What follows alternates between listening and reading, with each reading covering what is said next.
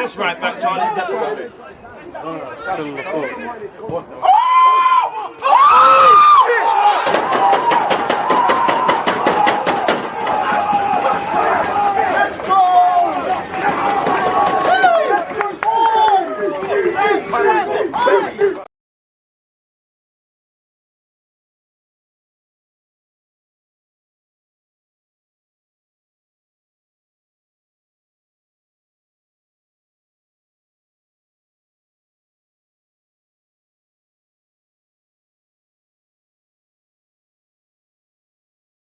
People, Deluded, I'm back again. Come on, Ian. Come on. Thank you very much for that, Ian Wright. People, Deluded, I'm back again. First things first, good morning, good afternoon, good evening, and in some cases, good night. Very appreciative that once again you're tuned in with my platform. If you're new or you haven't done it anyways, please make sure you're subscribing, you're hitting the like button, you're turning on your notifications, you're commenting when the video premieres, and also in the comment section, people. Football is subjective, my channel, or better yet, our platforms, because again, follow on all the socials, Twitch included, all information is in the description. It's a subjective game of opinion. So I'd love to know how you lot feel. Now, I'm pretty sure you lot, again, with the window closing and, you know, the long projected Arsenal transfers, you know, Declan Rice has now been the guy allegedly in the summer. Mudryk was probably the poster boy of Arsenal's January transfer window. We've brought in Trossard and obviously Kyrior as well. We're still linked with players. And obviously, where depending on how you look at things, some Arsenal fans might say, while Eddie Nketiah and Jesus gives us a lot and have given a lot when they've played, maybe I'd like another striker. I'd like another wide man. Yes, Leandro Trossard has arrived. Obviously, central midfield. Again, on the face of it, we do have depth, but when you look at it and look at people that are more just likely to play in the pivot in the Xhaka or Partey roles with either one or instead, not quite like there. And then he's got an injury. Lokonga has not convinced at this moment in time. And I'm sure whatever, you know, all around the field, Mikel Arteta would want to make improvements. So let's see what the latest news and all of those things are saying, people. Again, smash the like button and all of that good stuff. Again, if I share my screen with you lot, allegedly Mikel Arteta has said, Mikel Arteta admits Mohamed El Nene injury could force move for midfielder. The Arsenal manager wants cover for Granit Xhaka and Partey. Unrealistic to expect imminent return of Gabriel Jesus. I mean, in relation to Jesus, we kind of knew that already. Arteta has been very thorough in the words he said and urged caution to allow my man to rehabilitate correctly. Obviously, where midfield's concerned, Xhaka is doing well, Partey is doing well, both players are doing well individually, collectively, along with Martin Odegaard in front of them, giving us another dimension. One love to Zinchenko, who's basically part of the midfield gang anyways, people. But again, cast your mind back to the summer. It looked like we really should be going at the time and now, to a degree, a centre mid and a wide man. But it was like we're getting a wide man. 1 minute Rafinha, Pedro Neto, whatever. Dynamic shifted. Partey and El Nene were injured people. We then failed to bring in the Douglas Luizes, the Danilos, the Telemans, and anyone else we bidded for. And again, centre midfield, on the face of it, we've been quite lucky. There has been injury concerns, but we've did what we've needed to do. So, yeah, and I remember Arteta saying that the problem is we only have one in terms of Jesus. While Eddie Nketiah has done well, and obviously Trossard can play up front as well as in other roles. Arteta, for example, has never been shy on Smith Rowe's capabilities of playing as a false nine. But, yeah, some fans might want another striker that just gives us a little more complement to our depth in our squad. That's a bit different to Jesus and Eddie Nketiah, you know, more or less of a, you know, maybe more of a stationary target man. But Mikel Arteta admits that growing concerns over Mohamed El Nene's knee injury could force Arsenal back into the market for midfield cover before the transfer window shuts. El Nene was injured in training before Arsenal's win over Tottenham early this month, and with the Egyptian facing a lengthy layoff, the Premier League leaders have an unwelcome complication. Now, central midfield, regardless of the players we talk about signing for the club and why we're doing what we're doing or not doing, it's clearly an area that could be improved upon at Arsenal long term. You look at the defensive line or the defensive options and the players that play in the front positions, we've got longevity. Xhaka, Partey, El Nene in their own roles. I'm not saying they're turning 30, get rid of them, but they're very much the present right now and doing quite well. So yeah, we need bodies, but I would say El Nene's injury kind of exaggerates the point that we need a midfielder, but it's nothing new here. Mikel Arteta is a centre mid, and he's never been shy on maximising every window. If us common fans understand that we probably need more depth, what do you think the man paid to manage the football club and the people that make the decisions think? So yes, unfortunately, you know, we hope El Nene has a speedy recovery because he's a good squad player. As like the article says there, people, Sambi Lokonga is yet to convince he can be a long-term solution in defensive midfield, and Arsenal, hopefully we can do a thing, who are expected to move for West Ham's Declan Rice in the summer. Sorry, people, we're going ahead a bit. In case you didn't know, but Arteta has strengthened in defence by signing Jakub Kiwior from Spezia in attack with the addition of Leandro Trossard from Brighton, but is worried about a lack of cover behind Xhaka and Partey. That's if you didn't see that. Allegedly, Arsenal, who are expected to move for West Ham's Declan Rice in the summer, could look for short-term solutions before Tuesday's deadline. There is interest in Everton's Ahamadou Onana and the possibility of a move for Juventus's Weston McKennie. Apparently, Arteta has said we need some more cover in midfield, ideally, if we can. In this market, it's pretty complicated to do that. As we know, it's a reactive market in January. The most important thing is that we get the performances and the time on the pitch that we need with the players we have available today that are really good. He then went on to say, on El Nene, he had some issues with his knee that we are assessing at the moment, and we will have to see how he evolves in the next couple of days. There are concerns, especially because Mo is a player who never complains about anything, but let's see. And that doesn't make me feel any better, because if he's someone that doesn't moan, and again, not that people can accuse El Nene of not caring, but people always say footballers don't care. They literally put their bodies in the line. I'm pretty sure you lot have seen the surfaced comments from Ramsdale that he broke his ankle. He broke his knuckle at the World Cup, and he's had to play kind of with his fingers strapped together and things. So players will always put their bodies on the line, and that's my concern actually for Gabriel Jesus, because he strikes you as a character. If they say you're out for 6 months, you're probably back in 4 or 5 or something like that. And again, we have to might save the individual from himself. You come back when the time's right. If you're ahead of schedule, great. The manager was pressed for an update on Gabriel Jesus, people. The striker has suggested that he could be back from his knee injury in the next 4 or 5 weeks. And you love to see that he's optimistic, because as you know, football's a mental game. Jesus has been part of what Arsenal have been doing. We've won some big games without him. Football's not that all a guy knows, but all he knows. I'm kind of happy that even if Arteta thinks he's talking nonsense, that he thinks he's back in 4 to 5 weeks, because he's upbeat, he's optimistic. The physical damage is one thing, the mental stuff is another thing for these footballers as well, people. He said, with him, I don't know, and he needs to be here next week, but he wants to be here next week, but it's unrealistic. He's pushing and driving everyone to the limit. I can't give you an answer. Hopefully it'll be weeks and not months, but it was a serious injury, and we need to respect that process as well. So Arteta's doing the Wenger thing a bit, maybe to the Premier League rivals and things. Not that anything's a secret in the game. He doesn't really want to kind of give what's really the word with Gabriel Jesus.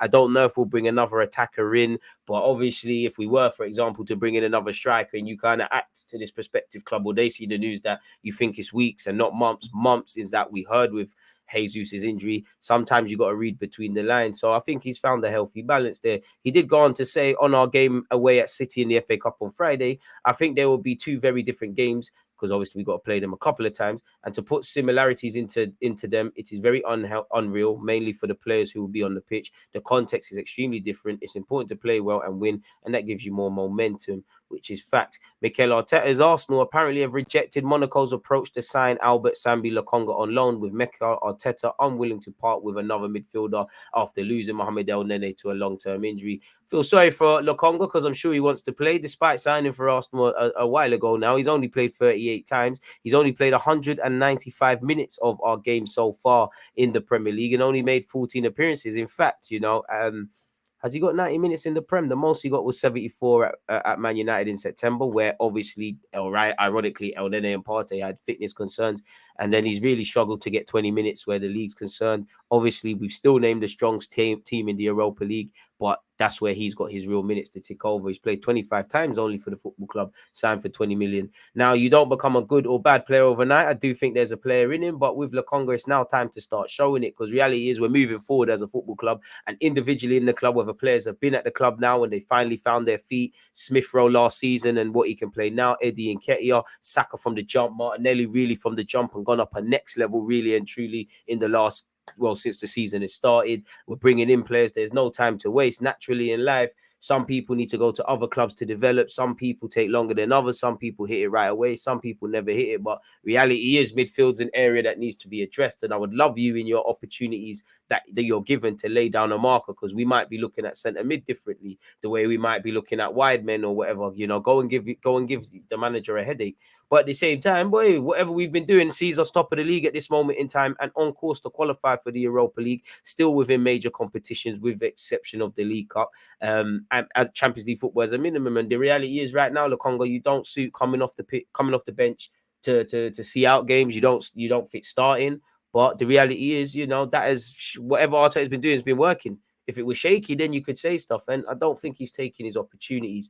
In essence, going on loan would be great for Lokonga, but reality is we don't know what's going to. We hope Xhaka and Partey, really underrated that Partey's kind of been ever present. Hopefully that remains to be the case. And then, boy, you got to stay on the bench, at least until we can bring someone in. So that's the reality of the situation. I would love you to go to Monaco and go play some football. But I can't, Arteta would be very silly to let Lokonga go and leave on loan this season without bringing in another one, really. But apparently we've rejected an approach from Monaco to sign Albert Sambi Lokonga on loan. Mikel Arteta is reluctant to let players out, particularly in midfield, wary that he needs cover in all positions as his side chase the Premier League title. Arsenal remain in the market to add another midfielder and a right back this window, with Cedric Suarez closing on a move to Fulham, allegedly on loan. Well, they'll cover the bulk of his wages, around 100 grand a week.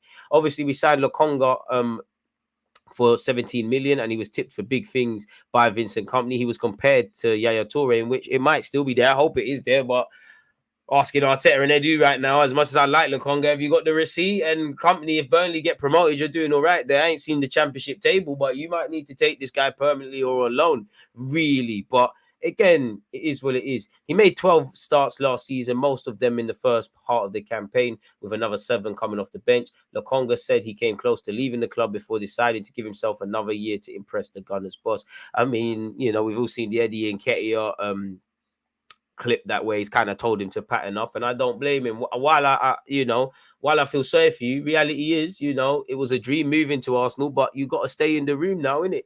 And players are putting down markers. So if you want to play, do what you need to do on a football field when you get that chance. But you don't convince, really and truly. You might be convincing, but you've got Xhaka and Partey ahead of you. So it is what it is. We heard earlier today that allegedly Arteta is looking at Federico Chiesa, and Arteta makes Juventus superstar his #1 objective as Arsenal eye stunning move. Quality player. Probably this article has only been created purely because Juventus find themselves in a bit of trouble with, points being deducted and financial stuff. But for what it's worth, he's our #1 objective. He's also been linked with Liverpool people. He done quite well in Euro 2020 and is a quality player. And has just recently came back from a long-term injury. So we'll have to see how this develops. Whenever we're linked with players in Italy, as I probably said in all streams, I look at it very pessimistic. Because they seem to just take us around the houses, people. But yeah, this article has linked us with Chiesa. Not too sure that that's really going to happen. Check out the other vids. And again, this article, I don't know how credible it is. I guess it's the Juventus fan page. They've kind of done their research, and it seems like regardless of what Juventus find themselves through, they do not want to let go of him. And there are plenty of players they could let go to save wages and finances before they let go of the golden boy Chiesa. Probably should have signed him when he was at Fiorentina. Agent of Arsenal target with 27 million release clause spotted in London as talks could be held. There's more than one club in London that plays in the Premier League. But allegedly, the agent of Ibrahim Abamba, defensive midfielder of Vitoria Guimaraes, linked with Arsenal recently, is in London right now. He could be just shopping. We don't know what he's doing, but obviously cue the rumours, people. So as you can see it there, who knows? He's played 23 times in all comps, people, has 8 yellow cards without registering a goal involvement. I mean, it's not really what he's paid for. And with us needing a central midfielder or options there, it could be something, really. If he has a £26.5 million release clause and he is someone we're looking at, why not? The Telegraph believe Arsenal are also interested in signing Moises Caicedo from Brighton, although the Ecuador international is likely to cost upwards of 60 million after Chelsea saw a £55 million bid rejected. And Brighton are trying to do what they're doing. They've just let Trossard go. They don't really want to tear up their squad, people. So we'll have to watch that. Once again, Arsenal potentially looking for revenge at Chelsea. Chelsea, as the Telegraph reports that they are considering challenging the Blues for Caicedo. Brighton are thought to want a huge fee. Talks of numbers like upwards of £75 million are being floated about if they were to sell in January. And considering Arsenal have only spent upwards of £70 million once in their history, in brackets Nicolas Pepe, it would be quite the statement of intent from him. Allegedly, people, whether either club launch a bid close to Brighton's asking price in the final days remains to be seen. But what can be said with some element of certainty is that Moises Caicedo will move on in the near future, recently changing his agents. And Fabrizio Romano has said that's actually one to watch in the last months of the window. Once again, we're considering going head-to-head. It doesn't specify, I assume, January or the summer, but whether that's a backup option in Declan Rice, whether that's in spite of Declan Rice, will remain to be seen. Apparently, Ryan Taylor Sports said, notoriously, Arsenal have been a club whose targets have been very public. Can't even say that word, getting tongue-tied. Particularly last summer when they missed out on Rafinha and Lisandro Martinez. Now they seem to be moving a little bit under the radar. I think we saw with the signing of Kyrgios that Arsenal have plates spinning behind the scenes, as we've seen in the last few days with the Kyrgios deal. Their signings have been agreed very quickly within around 24 to 48 hours. Once again, Declan Rice is understood to be Arsenal's top summer target, but their interest in the player is not expected to prevent them from trying to recruit another midfielder this month. Arsenal want to strengthen their midfield this month amid worries over a knee injury suffered by Mohamed El Nene and have shown a willingness to invest this month. Arsenal could also look to make a loan move for an alternative target before the end of the month, people. So it all depends where you look at that, but the market is ticking down. Allegedly, Real Valladolid's Ivan Fresnadar missed training with his team on Wednesday amid interest from both Arsenal and Dortmund. That's according to Spanish outlet Marca, who report that the 18-year-old was absent due to some discomfort. But it could also be seen as a player not willing to take a risk ahead of a major transfer in his career. The right back is set to make a decision on his future today, which we've heard probably every day since Friday last week, after Arsenal matched Dortmund's £13 million offer yesterday, according to the Daily Mail. The report states that no matter which club Fresnadar decides to join, the 18-year-old is to be loaned back to Real Valladolid for the rest of the season, people. Meanwhile, for Valladolid, so far this season, Fresnadar has become a regular fixture in Jose Rojo Martin's side since September, chalking up 12 appearances across all comps, and that's caught the attention of 2 clubs and more. So we'll have to see how that develops. Once again, we already clearly know this, but journalist says Declan Rice's priority is to become a gunner, says James Baines, allegedly, people. I mean, wasn't that Mudrik's? We have to agree fees and things like that.